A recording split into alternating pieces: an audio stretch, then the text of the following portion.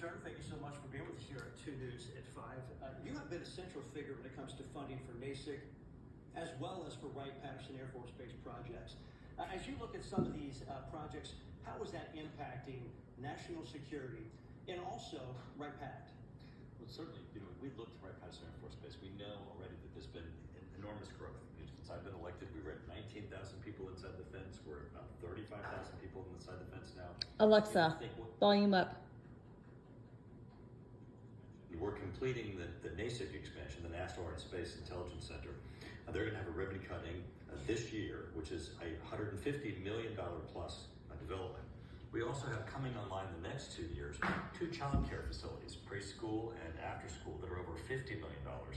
And in this National Defense Authorization Act, we have $10 million for designing and engineering for the lifecycle management expansion, which is going to be a $200 million project. All told, what's under construction now, what's coming in the future, it's over $400 million.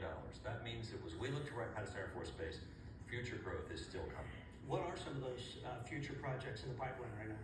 We also have an Army facility that is on the base, but the 2 child care facilities are very important. Currently, they're off-site, they're outside of the base. Keep talking about the child care facilities are one of the things that score as to whether or not we can get future missions. The Department of Defense looks to how do you treat the men and women who work there, the men and women in uniform.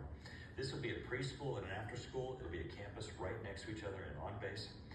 The Lifecycle Management Center has been one. Now they handle all the acquisition for the Air Force, including parts and maintenance of equipment and planes.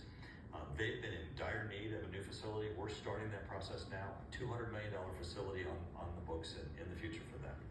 There was talk about the Space Command moving from Colorado, and then it's been decided it's going to stay there. But there's this synergy between Wright-Pat Space Command and the military's space mission. What do you think the future is? The cooperation between the Air Force, the Space Force, and Wright-Patterson, and how Wright-Pat figures into that? Sure. Well, the National Air and Space Intelligence Center, when the Space Force was organized, began to work with a newly established intelligence center, the National Space Intelligence Center. And we were in competition for that. We won that. It's at Wright-Patterson Air Force Base.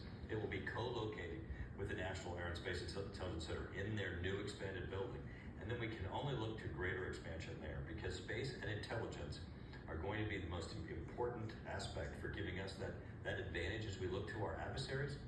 And we have it right here at Wright-Patterson Air Force Base. It's going to be a really great center that goes, as you said, right to the mission of the Air Force. Tonight, the GOP debate, the first one is going to be happening in Milwaukee. 8 people are going to stand on the stage, Congressman Turner, and they're going to say that they are the best to represent the Republican Party. Former President Donald Trump will not be there, who'll certainly be part of the discussion.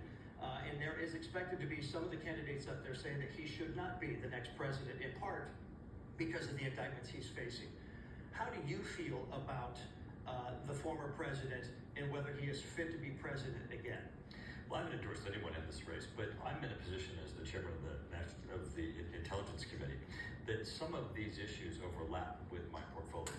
And so I've been working on the aspect of how do we ensure that the areas of national security, the areas of classified documents, and the fact that both President Biden and former President Trump have cases currently against them, Biden including having a special counsel, that relate to the mishandling of classified documents. So everyone who's on our committee is making a very strong push to ensure that we try to look at these issues, including the issue of the Department of Justice and their actions, in ways that we can be supportive and try to make certain that the justice is served and the right outcome occurs. Of course, a lot of eyeballs on that debate tonight. It's just the first one as the process has begun for the 2024 presidential election. Congressman Mike Turner, thank you so much for stopping by. I appreciate it as always.